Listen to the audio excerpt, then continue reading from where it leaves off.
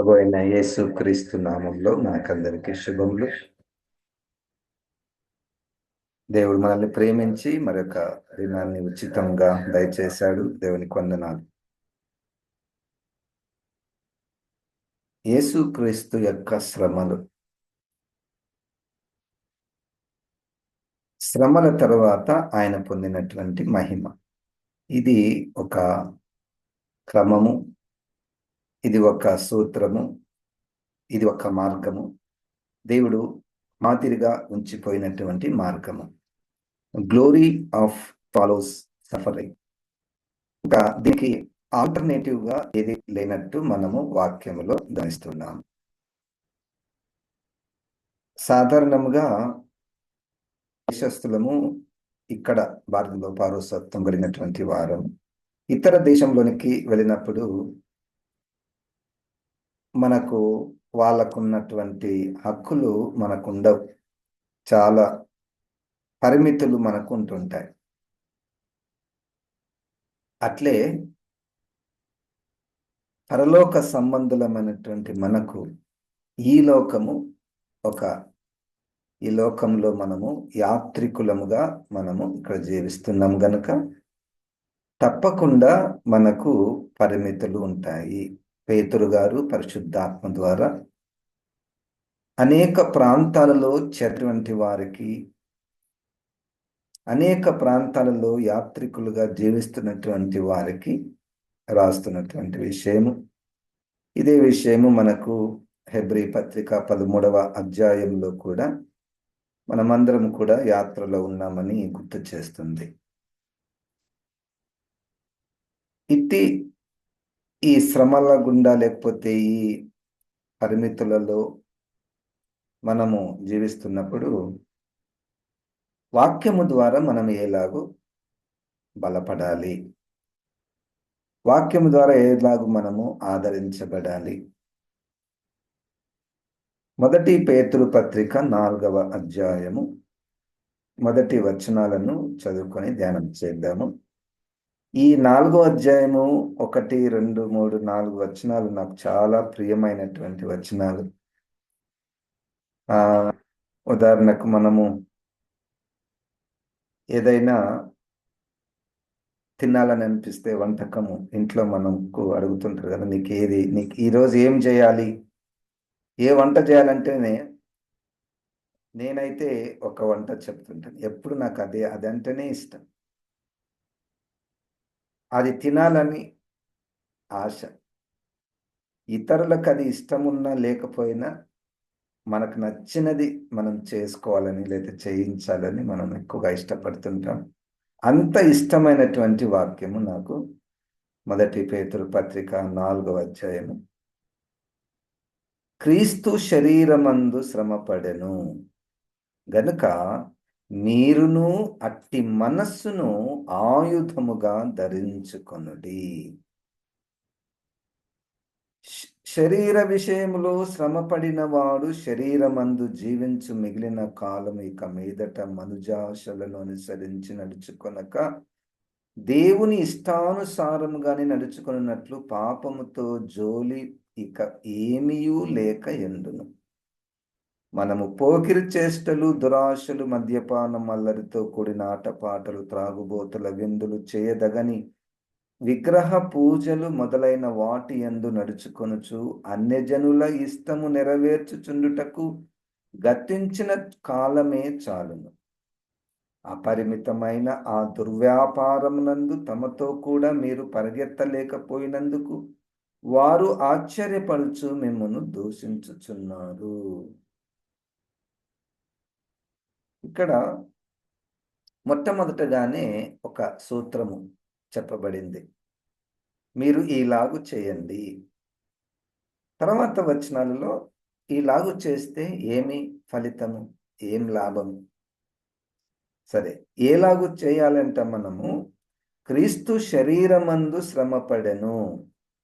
ఇది అందరికీ తెలిసినటువంటి విషయం. వాక్యములోను చరిత్రలోను క్రైస్తవ సంఘానికి బాగా తెలిసినటువంటి విషయము. క్రీస్తు శరీరమందు శ్రమపడెను. ఆ శ్రమలు పొందినటువంటి విషయము మనము ఎన్ని రకరకాలుగా ధ్యానం చేస్తూ ఉంటాము.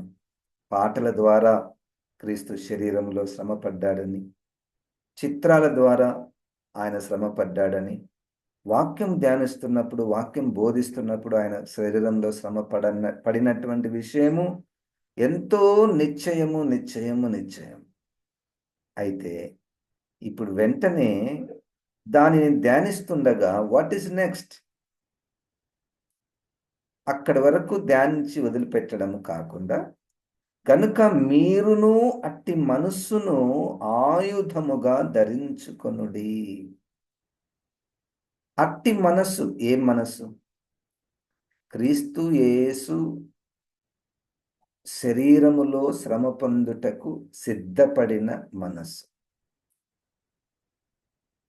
అంటే ఇక్కడ ఇంకొక మాట కొంతమందికి, మరి యేసుక్రీస్తు శ్రమ పడినట్టే మనం శ్రమ పడాలా అన్న ప్రశ్న వస్తుంది. కాదు. మన విశ్వాస పరిమాణం చొప్పున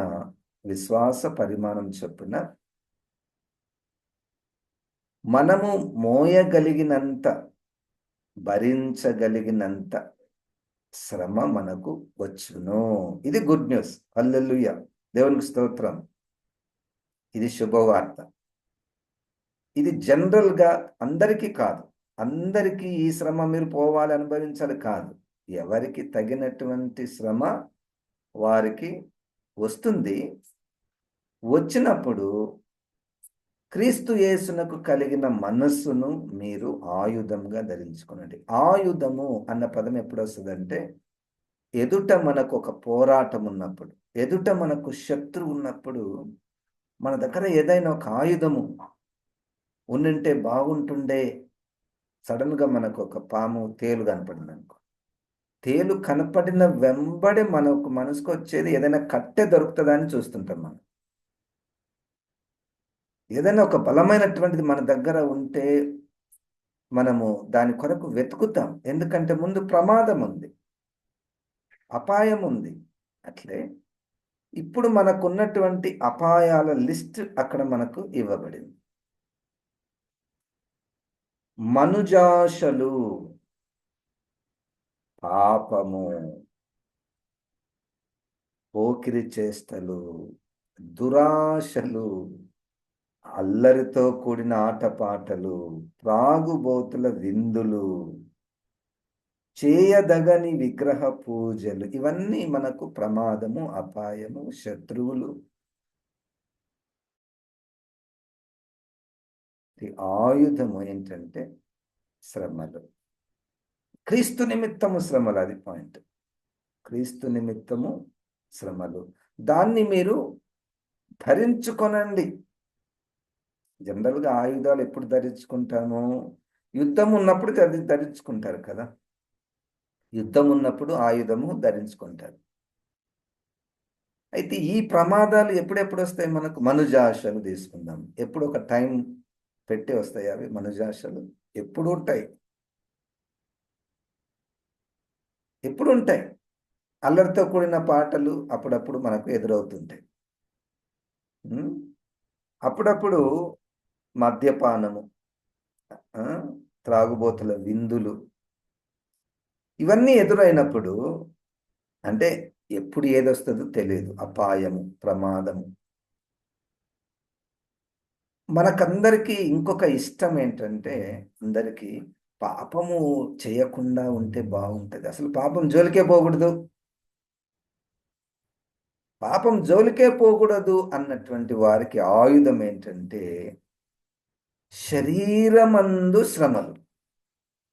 శరీరమందు శ్రమలు, శరీరానికి శ్రమలు. అంటే ఇప్పుడు యేసుక్రీస్తు తన శరీరములో శ్రమలు పొందడానికి కారణం ఏంటయ్యా అంటే, అనేక కారణాలు. ఆయన సత్యం మాట్లాడినందుకు, పరిశుద్ధుడిగా జీవించినందుకు, ఆ దేవునికి వ్యతిరేకమైనటువంటి పనులను ప్రశ్నించినందుకు కదా. ఆ కారణాలన్నీ మనకి ఇప్పుడు అది విషయము కాదు. మొత్తానికైతే ఆయన శరీరమందు శ్రమ పడ్డాడు. మనము కూడా శ్రమ అన్నటువంటి దాన్ని ఒక ఆయుధముగా ధరించుకొనుట. దేవునికి స్తోత్రం, హల్లెలూయా. చూడండి, ఇప్పుడు మనము ఒక పోలీసు పోలీసు వాళ్ళని చూచినప్పుడు ఆ డ్రెస్సును చూసి ఈయన పోలీస్ ఆయన, లేకపోతే ఆమె డ్రెస్సును చూసి ఈమె డాక్టర్. వాళ్ళ దగ్గర కొన్ని ఇన్స్ట్రుమెంట్స్ ఉంటాయి. ఇన్స్ట్రుమెంట్స్ని బట్టి వీళ్ళు పలానా వాళ్ళు అర్థమైపోతుంది మనకు. అట్లే మన దగ్గర మనం చూసి ఏ ఆయుధం మన దగ్గర కనపడుతుంది?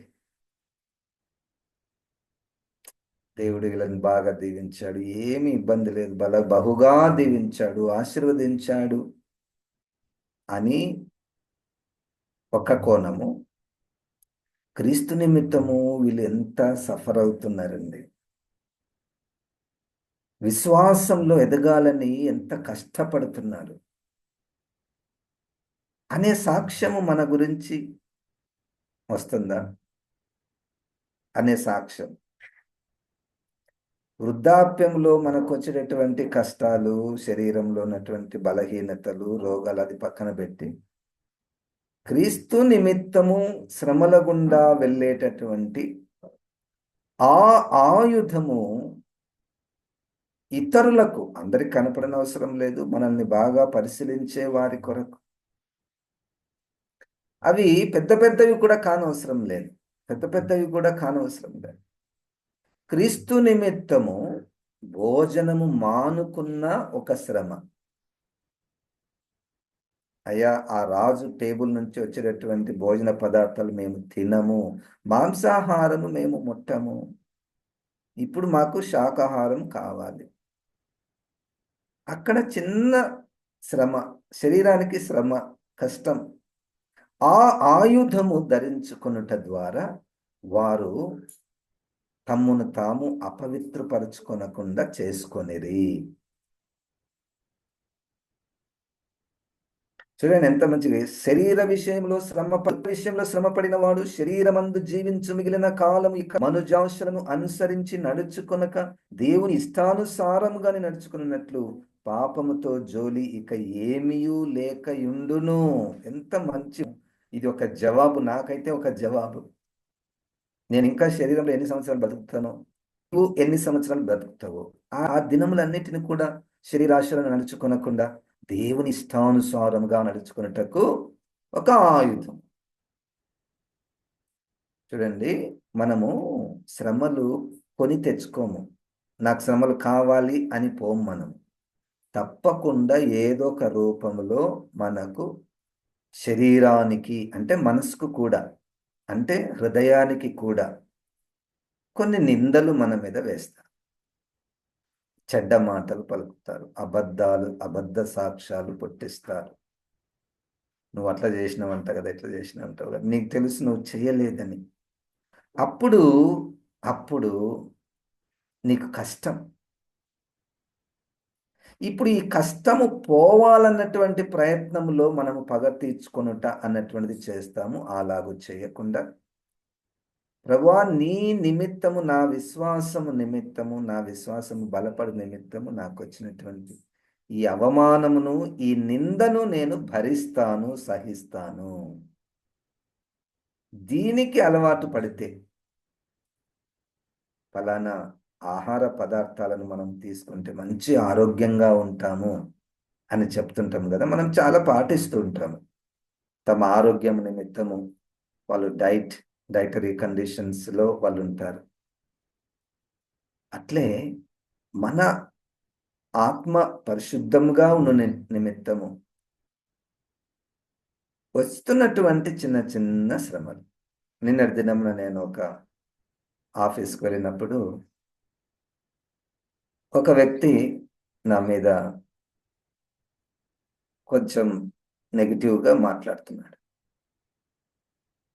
మాట్లాడుతుంటే దేవుని మహాకృప వలన, I don't know, it's not my heart, నేను జస్ట్ నవ్వుతూ ఆయనకు సరే సరే అవును, సరే అవును అని చెప్తూ వస్తున్నాను.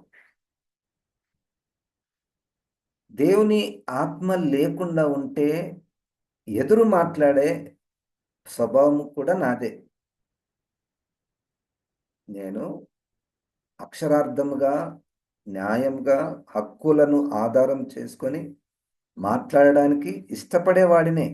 కానీ సమయాన్ని బట్టి, సందర్భాన్ని బట్టి ఆయన నన్ను చూస్తేనే, పాస్టర్ గారు రండి లోపలికి అన్నాడు ఆయన ఆఫీసులో. పాస్టర్ గారు రండి లోపలికి అన్నాడు. వచ్చిన తర్వాత కొన్ని మాటలు మాట్లాడినప్పుడు నేను దాన్ని స్వీకరించా. అంటే ఒక రిలేషన్షిప్ ఏర్పడింది మాకు. ఒక రిలేషన్ చిన్న, అంటే మనసులో నచ్చుకొనుట. ఇట్లా మనము వీటికి అలవాటు పడేటటువంటి వారముగా ఉంటే, మిగిలిన కాలము, జీవించిన కాలము పాపముతో జోలి ఇక లేకుండా, మనుజాశలను, శరీరాశలకు దూరముగా ఉండడానికి కావలసిన ఆయుధము శ్రమలు.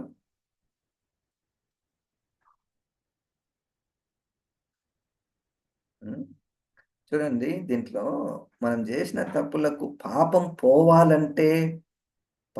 పోవాలంటే చాలా సులువైనటువంటి ఆయుధం ఒకటి ఉంది. చాలా సులువైనటువంటి ఆయుధం పాపం పోవాలంటే.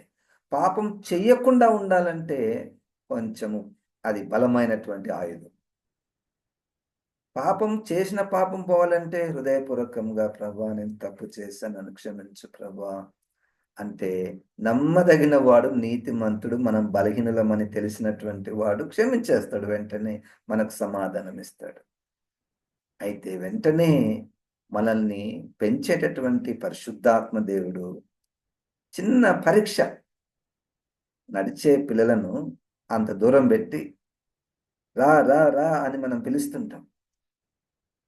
ఆ చిన్న బిడ్డ పడతాడేమో అన్నట్టుగా నడుస్తుంటాడు. పడతాడు, గాయమైతే అంటే ఏడుస్తాడు, వెంటనే ఏడుస్తాడు. కానీ ఇది అవసరం. పడడం, ఇక్కడి వరకు నడుచుకుంటూ రావాలి అంటే అక్కడ పడడం అవసరము, అక్కడ గాయం కావడం అవసరము, అక్కడ ఏడవడం అవసరము. తల్లి బాధపడుతుందా ఈ టైంలో? బాధపడదు. బిడ్డ కింద పడ్డా బాధపడదు. ఎందుకు? తల్లికి తెలుసు తప్పకుండా పడితేనే ఇది వస్తుంది అని. అట్లే మన తండ్రి అయినటువంటి దేవుడు మన విశ్వాసంలో గాయాలు కావాలి అన్నటువంటిది ఒక వేయబడినటువంటి క్రమము, మార్గము. అందరికదే. ఎక్కడ ఏ శ్రమ వస్తుందో మానవ స్వభావము ఏంటంటే రిటాలియేషన్. మానవ స్వభావము స్వభావం అది. అంటే దాన్ని ఎదిరించాలి, దాన్ని మనము ఇంకొకసారి రాకుండా చూడాలి అన్నట్టుగా మన ప్రయత్నం మనం చేస్తుంటాం. నింద, అపవాదము, శ్రమ.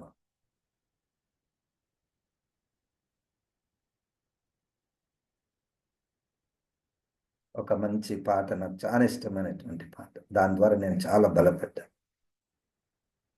అవమానమున్న స్తుతింతు, అనుమానమున్న స్థలంతు, అవమానమున్న స్తుతింతు, అపవాదులైన స్తుతింతు, కన్ను మూసుకొని నన్ను చంపుకొని, నిన్ను నమ్ముకొని, కన్ను మూసుకొని నన్ను చంపుకొని, నిన్ను నమ్ముకొని. అపవాదము, నింద ఎదురైనప్పుడు కళ్ళు మూసుకోవడం. నన్ను చంపుకొని, ఆ పదం నాకు ఇష్టం. నన్ను చంపుకొని అంటే లోపల నొచ్చుకొనుట. లోతు గారు నీతిమంతుడిగా ఎంచబడుటకు కారణం అనేక నెగటివ్స్ ఉన్నాయి లోతు గారి గురించి. చాలా నెగటివ్స్. ఆ పచ్చని ప్రాంతాలను, సొదొమ గొమొర్రాలను ఎన్నుకొని నువ్వు పాపంతో నిండినటువంటి ప్రాంతములలో ఉండెను. ఇంకా రకరకాల లోతు. భార్య, పిల్లలు, పిల్లల గురించి అయితే ఎంత చెడ్డగా మాట్లాడతారు. లోతు పిల్లల గురించి. కానీ నీతిమంతుల దగ్గర ఉన్నాడు లోతు. ఒక్కటే రాయబడింది లోతు గురించి. తన చుట్టూ జరుగుతున్నటువంటి అవినీతిని, పాపమును బట్టి నొచ్చుకొనెను అనే మాట ఉంటుంది. ఒక పాపము, ఒక అవినీతి, అన్యాయము, ఘోరము, అవమానము జరుగుతున్నప్పుడు నొచ్చుకొనెను. హృదయంలో నొచ్చుకొనుట, కళ్ళు మూసుకొనుట, కళ్ళు మూసుకొనుట, నొచ్చుకొనుట. ఆ సందర్భాలు నీకున్నాయా? ఆ సందర్భాలు ఎవరైనా నిన్ను తిడుతుంటే, ఎవరైనా నీ మీద అపనింద వేస్తే, పోన్లే, యేసుక్రీస్తు చూస్తున్నాడు. యేసుక్రీస్తు, దేవా యేసయ్య నిన్నే నమ్ముకున్నా. కన్ను మూసుకొని నన్ను చంపుకొని నిన్ను నమ్ముకొని ఆ సదా స్తుతింతు యేసు రక్షక, యేసు రక్షక, నిన్నే స్తుతింతు యేసు రక్షక. అన్ని సందర్భాలలో ప్రభువా నీ వైపు చూస్తా, నిన్నే నమ్ముకుంటా. ఈ ఆయుధమునకు అలవాటు పడిన వారు పాపమునకు దూరముగా ఉందరు. హల్లెలూయా. అది వారికే తెలియను, మనకు కనపడిన అవసరం లేదు. ఈ వ్యక్తి పాపంలో జయిస్తున్నాడు అన్న అనుభవము నీకుందా? నాకుందా. శరీరాశలకు దూరముగా ఉన్నాడు. ఉంది, ఈమె ఉంది శరీరాశలకు. మనుజాశలకు దూరంగా ఉన్నది. అల్లరితో కూడిన ఆటపాటలు ఈమెకు ఇష్టము లేదు.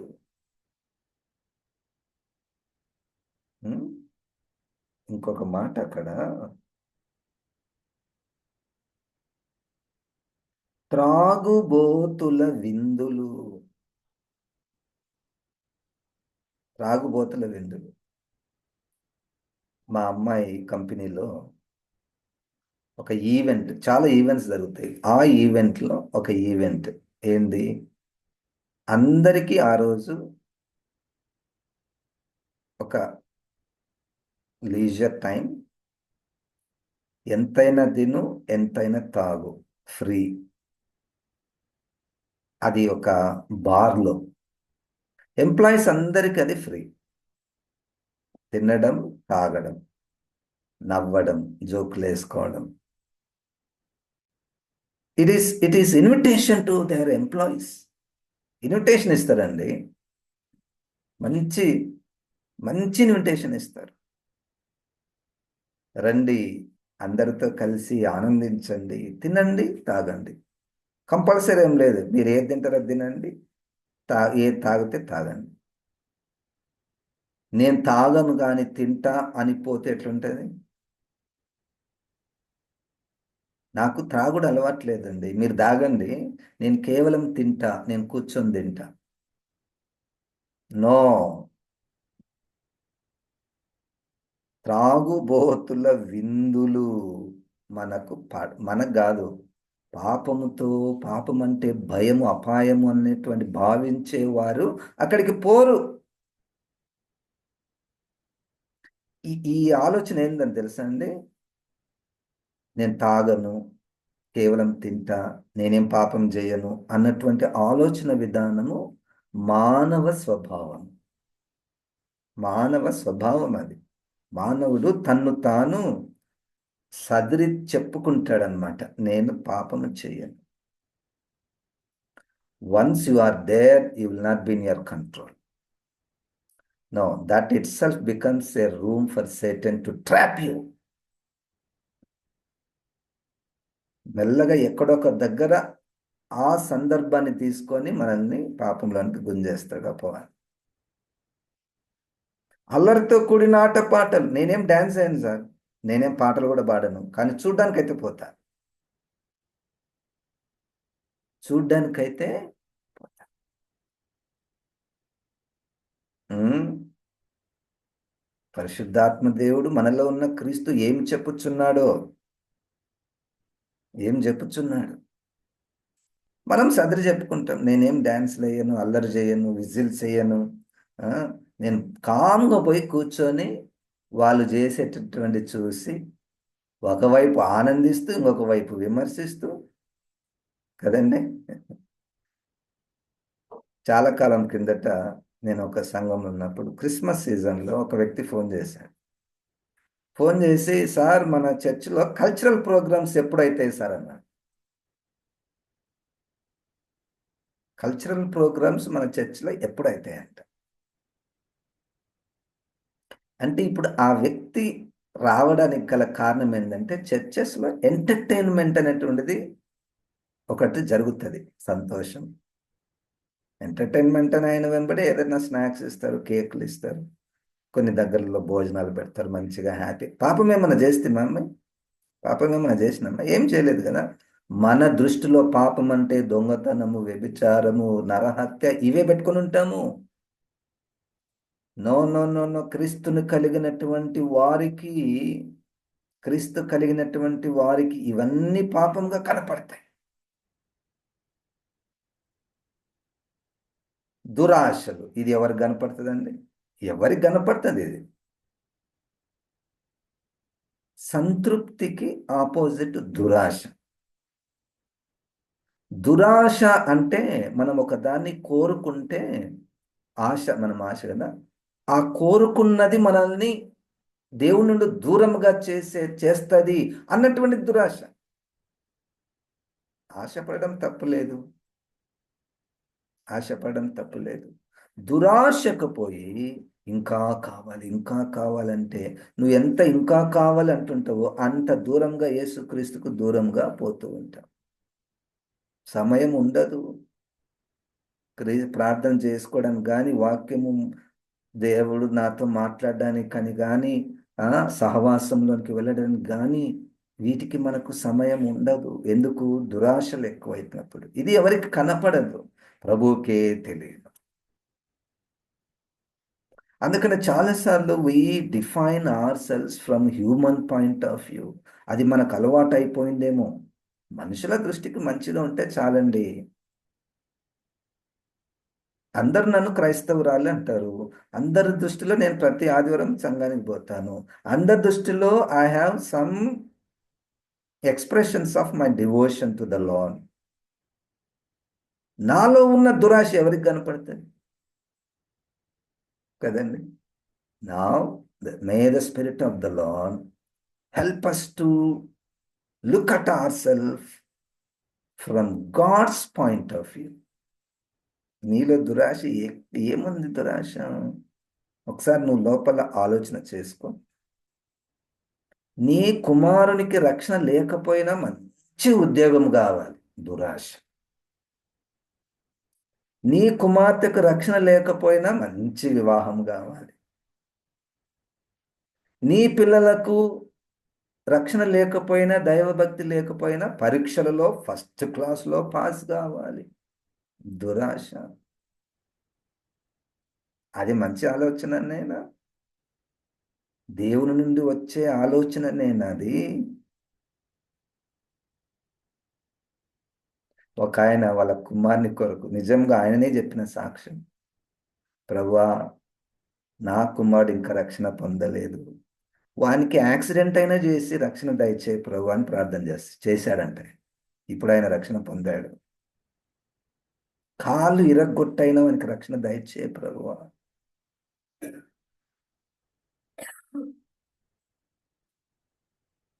I don't know how in God's grace and mercy the Spirit of the Lord will take these words into our minds and hearts so that one day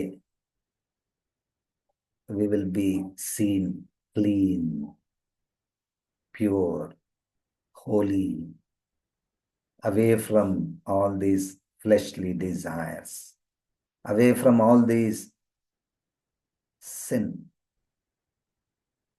జీవం గల దేవా, వాక్యమైన దేవా, ఈ మాటలను ప్రభా నా జీవితంలో, నా కుటుంబంలో ఉన్నటువంటి వ్యక్తుల జీవితంలో, తండ్రి నీ పేరు పెట్టబడినటువంటి వారి జీవితంలో ప్రభా నువ్వు నాటుము ప్రభా. నువ్వే మాకు సహాయం చేయాలి ప్రభా. పాపమునకు జోలిపోకుండా ప్రభా సహాయం చేయమని యేసు నామమున ప్రార్థిస్తున్నాము తండ్రి. ఆమేన్. ఇప్పుడు మన పరమ తండ్రి అయిన దేవుని యొక్క ప్రేమ, ప్రభు అయిన యేసు క్రీస్తు యొక్క కృప, పరిశుద్ధాత్మ దేవుని యొక్క సహవాసం మనకందరికీ సదాకాలము తోడై ఉండును గాక. ఆమేన్. దేవుడు మనల్ని దీవించును.